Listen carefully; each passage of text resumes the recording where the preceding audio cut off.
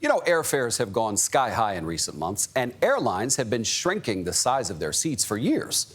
Well, now the FAA is asking for public feedback on the size and safety of airline seats. 4 years ago, Congress ordered the FAA to set some new standards to ensure that passengers can evacuate any airliner in 90 seconds or less. Kris Van Cleave's been following this story. He is at Washington's Reagan National Airport. Good morning, Kris. Good morning. You can see why this seat size debate is taking off as the FAA is asking for people to weigh in on this issue. But let's be clear, this comment period is part of the process to create a new regulation. And the FAA isn't interested in hearing from you about how you like the in-flight experience or if you think your seats are comfortable. They are focused on safety. And in this case, how close is too close to get out in a hurry? To study the safe size of airline seats, the FAA used this simulated cabin. In 2019, they showed us it can be filled with smoke and plunged into darkness. But that's not how the agency did its testing. We're going to try to minimize the variables to the ones that are important for this particular test. Leave everything, come this way! The volunteer passengers who participated in simulated evacuations did have varying seat sizes, but did not have to deal with real-life obstacles like bags, smoke, comfort animals, or the dark. And they were in groups of 60. That's fewer people than are on many regional jets. The FAA found seat size and spacing did not adversely affect the success of emergency evacuations.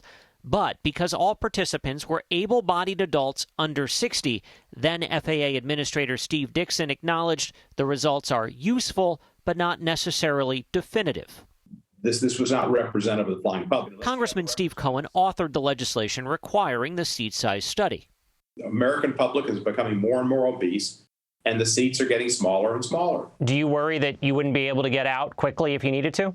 And indeed, I do. Airline seat width is down as much as 4 inches over the last 30 years to as little as 16 inches wide. And seat pitch has shrunk from about 35 inches to 31, and in some cases as little as 28 inches, allowing airlines to add more seats they can then sell. The group Flyers Rights estimates only about 25% of passengers, 1 in 4, actually fit in those seats. And more than half of flyers in a recent survey were dissatisfied with the legroom in economy. What do you think of the size of airline seats right now? I think they're tiny. I'm 5'9", and I typically fly with my knees to my chest for several hours long. It's challenging. On average, I think that the seats are too small. That would be a great improvement to have the seats much larger for everybody.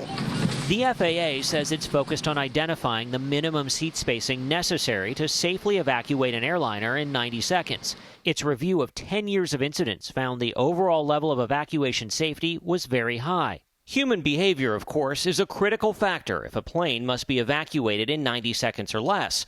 When American Airlines Flight 383 had an engine fire on takeoff in 2016, it took nearly 2.5 minutes to get everyone off, in part because passengers grabbed their luggage.